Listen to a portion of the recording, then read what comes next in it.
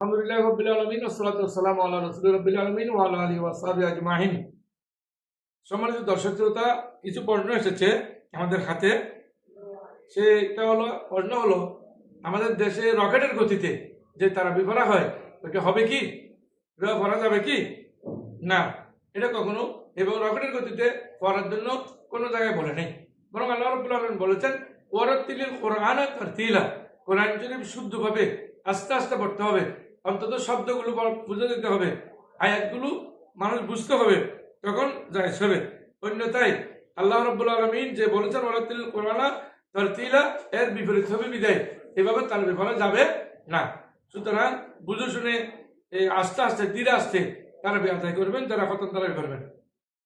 প্রশ্ন, বিতরের নামাজ কি রমজান মাসে জামাতে পড়তে হবে?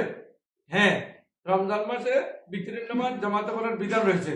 রমজান ছাড়া অন্য 11 মাসে কিন্তু বিতরের নামাজ জামাতে পড়া যাবে না। ওয়া আখিরু দাওয়ানা আনিল হামদুলিল্লাহি রাব্বিল আলামিন।